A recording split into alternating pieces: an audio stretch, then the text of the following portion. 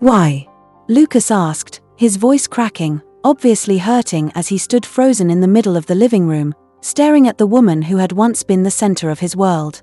I am not into you anymore, and what you give me is never enough, Halida said dismissively, her eyes cold as she turned to gather her things, as if the conversation held no weight for her.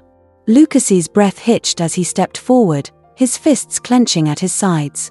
Is that why you brought a man to my house and cheated on me? His voice broke through the quiet of the room, raw and filled with the weight of betrayal. Halida's expression remained unchanged, a slight smirk tugging at the corner of her lips. No, don't you dare raise your voice at me, she snapped, her eyes flashing with annoyance, as though she was above reproach. With trembling hands, Lucas reached into his pocket, pulling out a small velvet box.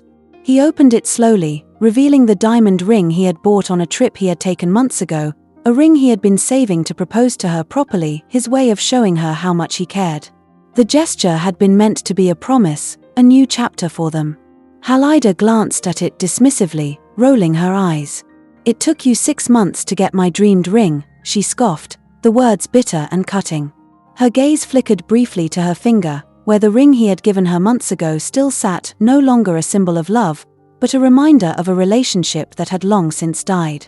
Without a second thought, she ripped the ring off her finger and hurled it at him, the cold metal clinking as it hit the floor near his feet.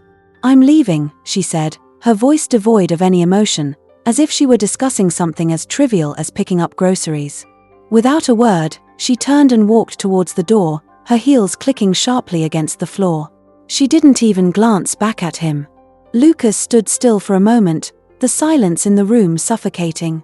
His hands trembled as he stared at the empty doorway, the cold air that followed Halida's exit settling over him like a heavy blanket. Then, he collapsed onto the couch, the weight of the moment crashing down on him. His heart felt as though it was being crushed from the inside, the pain so sharp it almost felt physical. He could feel the pieces of his life and his hopes shattering into a million fragments, each one cutting deeper than the last. Halida had walked away, without remorse, without a second glance. And in that moment, he knew it was over. There was no going back. The sound of the front door closing echoed through the quiet house, leaving him in a hollow silence. His thoughts raced, but they were all tangled, a blur of confusion, hurt, and disbelief. How had it all gone so wrong? How had he been so blind to the truth? Halida, without looking back, grabbed her bag and left. The faint sound of her footsteps faded, but it didn't matter. The woman he had loved, had thought he would marry, was gone, and there was nothing left but the pieces of a broken heart. Halida had seen how successful Lucas had become, and with that success came an overwhelming sense of pride and power. In her mind, she couldn't let him think that he had truly moved on from her, that he had found happiness without her. It wasn't just about the relationship anymore, it was about control, about proving that even after all this time, she still had the ability to hurt him. That's why she sent him the wedding invitation. She knew it would strike a chord, open old wounds that Lucas had worked so hard to bury. The elegant paper, the fancy font, the perfect reminder of everything they once were, it was a message, a subtle form of humiliation. She was moving on with someone else, and she wanted him to know that she had found someone who could offer her more than he ever could. Lucas knew exactly what she was doing. She had always been calculated, always had a way of twisting the knife in the deepest parts of him. But he wasn't going to let her win. He needed her to know that he had moved on. That he had something, someone, real and tangible. He had built an empire, a life that she would never understand or be a part of.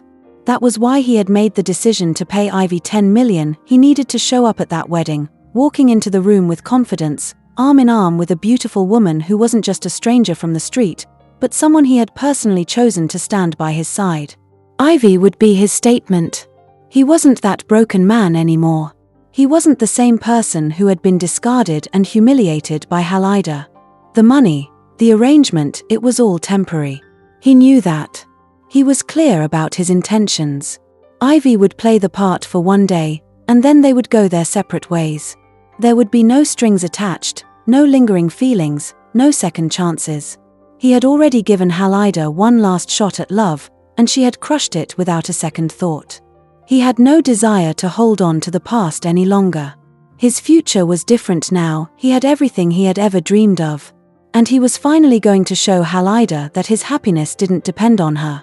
As Lucas walked into the grand wedding hall with Ivy by his side, the room seemed to pause. The murmurs of guests grew louder, and all eyes turned to them.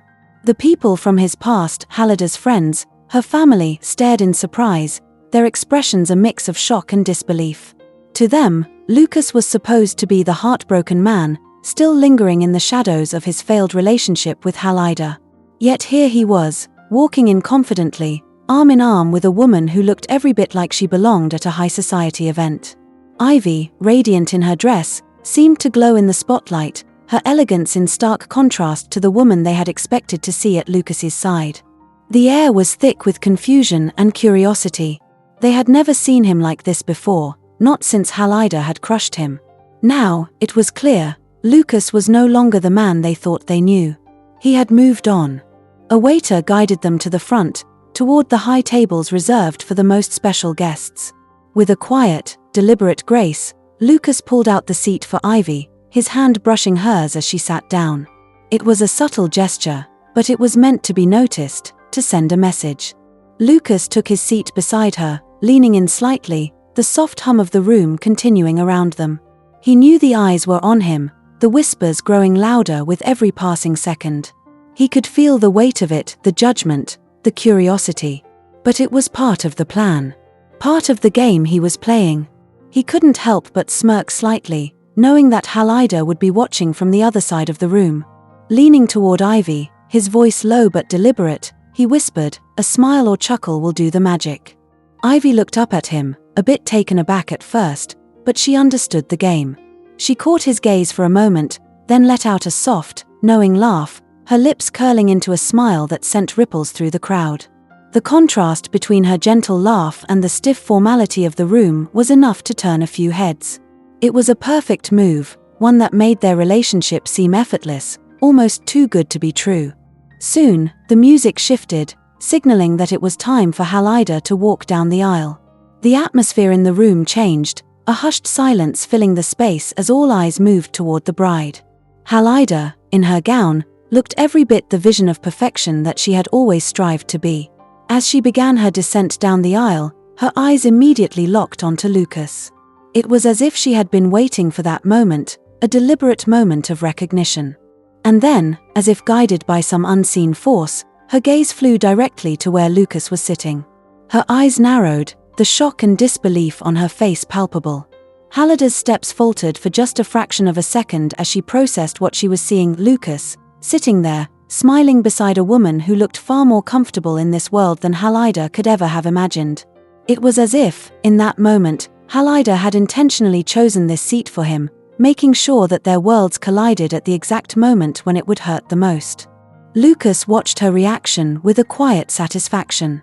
His presence here, his calm demeanor, was a stark contrast to the emotional chaos Halida had likely expected. He could see it in her eyes. She had hoped for him to crumble, to show any sign of weakness. But there was nothing. He was solid, composed, with no trace of the man who had been devastated by her betrayal. It was as if she had never existed in his world, and Lucas realized in that moment, with crystal clarity, that he was no longer a part of her story. And for the first time in a long while, he felt completely free. Halida stood at the altar, her gaze fixed on her soon-to-be husband as they exchanged vows. The soft murmur of the crowd faded into the background as the solemn words echoed in the air. "I do," they both whispered, sealing their commitment. The atmosphere was heavy with emotion, but Lucas's mind wandered far from the ceremony. He was not a part of this anymore, he hadn't been for a long time. Halida's life was no longer intertwined with his, and that truth, while painful, felt liberating. He had Ivy by his side now, and that, in its own way, was all that mattered. As the vows were exchanged, the ceremony shifted into the reception. A lavish banquet hall filled with guests, laughter, and the clinking of glasses. Ivy sat next to Lucas, amazed at the opulence of it all. Crystal chandeliers hung overhead, and the tables were adorned with fine china and gold-trimmed glassware. She hadn't expected the extravagance, but she knew better than to let it show. She was here for the money, after all. 10 million was a lot of money, enough to change her life in ways she couldn't even begin to imagine. Keeping it together was key. She excused herself, needing a few minutes alone. She walked to the restroom, trying to steady her nerves. The weight of the night was starting to sink in. She had been playing a role all evening, and she wasn't sure how much longer she could keep up the charade. But the money, it kept her focused. Meanwhile, Halida saw her chance. A moment to finally mock Lucas, to bring him back into her orbit. She wanted him to feel the sting of rejection one last time, to prove to herself that he was still the same man who would fall to his knees for her. Halida made her move, walking confidently toward Lucas. He sat at the table, a glass of wine in his hand, his expression unreadable. But inside, his heart began to falter. He hadn't realized how much Ivy had become his anchor. Without her beside him, he was suddenly more vulnerable than he cared to admit. Halida slid into Ivy's seat, smiling wickedly as she looked at him. "Hey, loser," she said, her voice dripping with disdain. Lucas scoffed, trying to mask the wave of emotions hitting him. "You haven't changed at all." Halida's smirk deepened. "Yeah, I'll always be this pretty, independent, and what you can never have," she taunted. Her words were designed to cut deep, to remind him of everything he'd lost. It worked, but not in the way she thought. As Halida spoke, memories of their past began to resurface: the celibate relationship, the days spent walking on eggshells around each other, and the eventual realization that Halida had never been the woman he thought she was. She had been playing him all along, laughing behind his back while she enjoyed other men. The old wound was reopening, and the sting of it left Lucas feeling more vulnerable than ever. This was what Halida had wanted, to make him feel small, insignificant. To prove that he could never measure up. But he wasn't that man anymore. The past was behind him. Just as Halida's mocking words began to sink in, Ivy returned. Her presence was a jolt of reality, and before Halida could continue her verbal assault, Ivy shoved her roughly from the chair. The room seemed to freeze for a moment as Halida tumbled to the floor, her shock evident.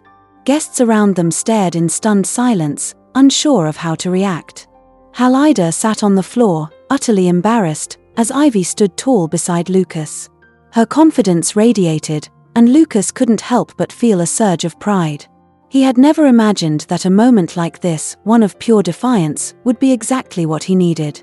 Ivy leaned in close to Lucas, whispering something in his ear, and before anyone could process what was happening, she kissed him.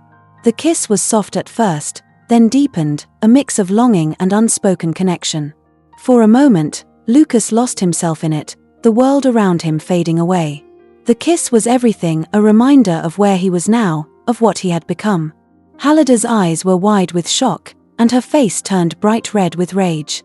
Her hands flew up as if to slap Ivy, but Lucas's instincts kicked in.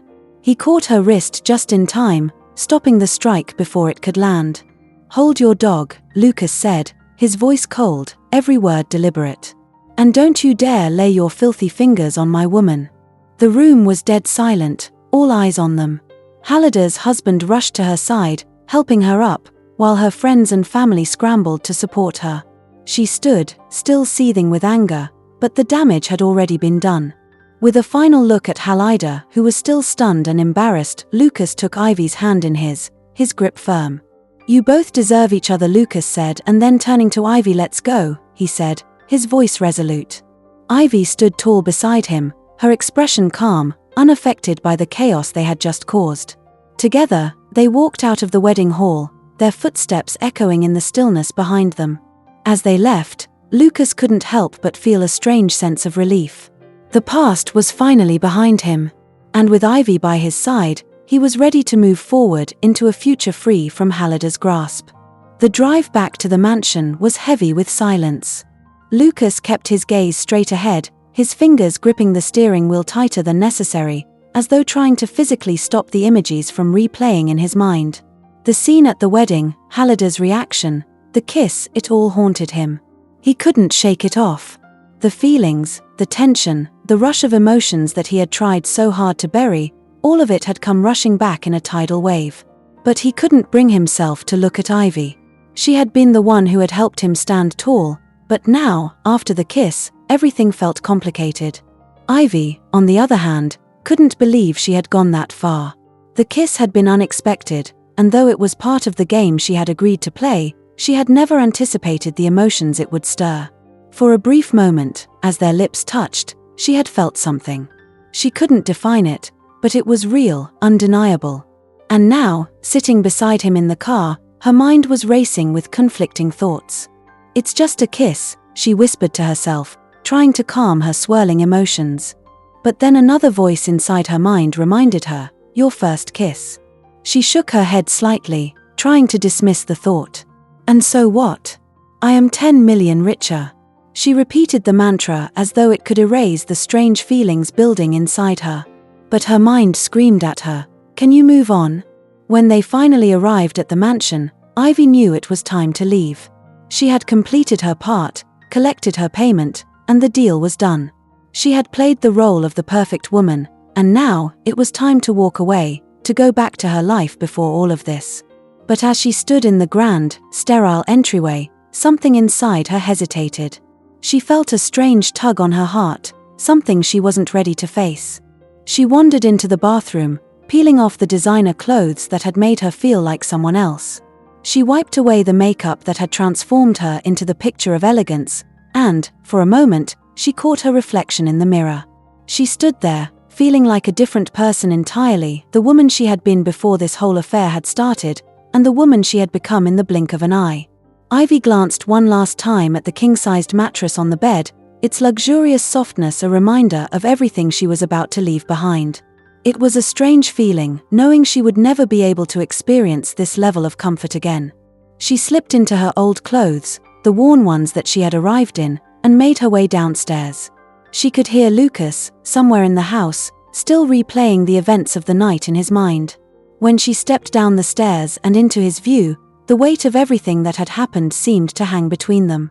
"The contrast is over," Ivy said, her voice quiet, almost wistful. It felt like a fitting conclusion to everything they had been through.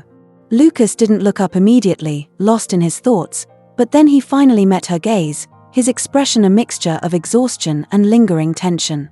"No, not yet," he said, his voice soft but firm. "I think you need to stay until tomorrow.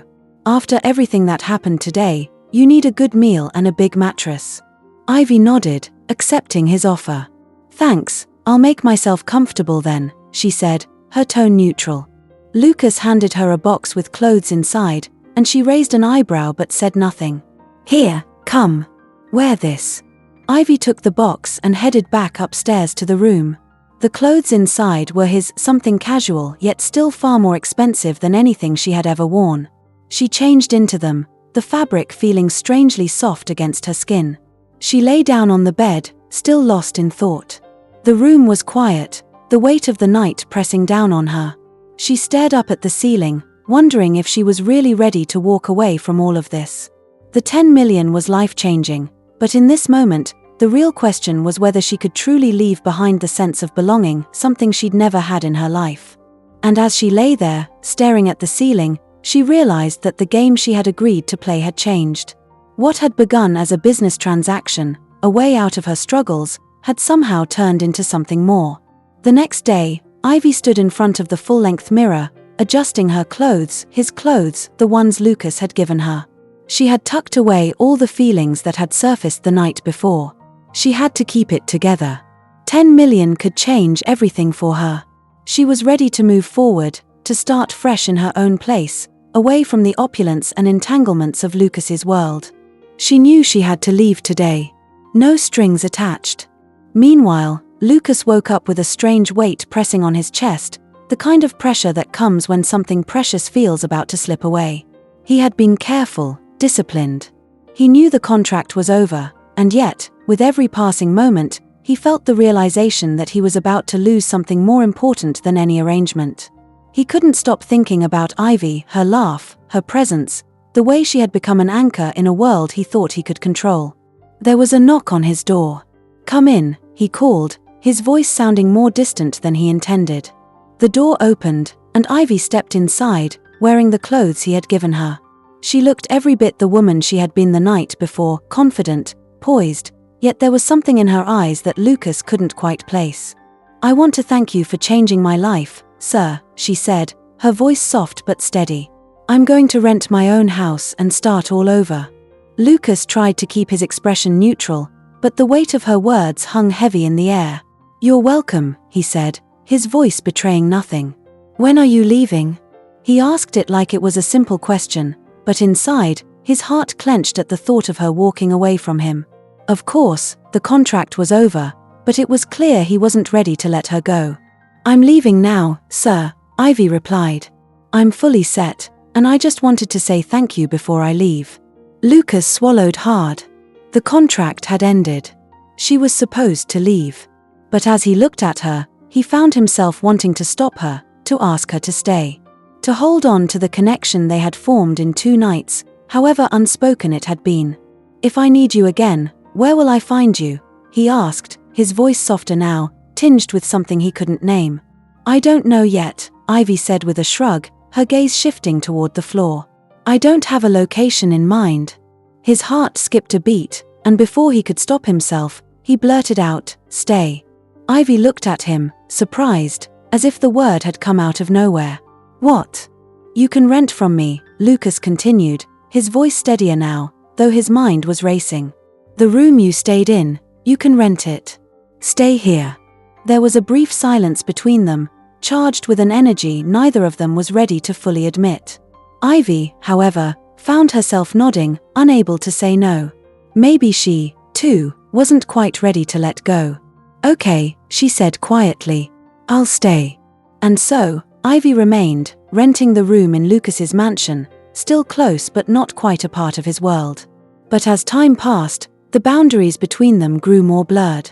They had spent so much time together working, talking, sharing moments of laughter that it became impossible to ignore what was happening between them. It was evident to anyone who saw them, they were inseparable. A few months later, Ivy had become more than just someone renting a room. She was now working for Lucas, helping him in ways she never expected. She was a part of his world, a trusted partner, and as they spent more time together, it was clear that they had both been holding back for too long.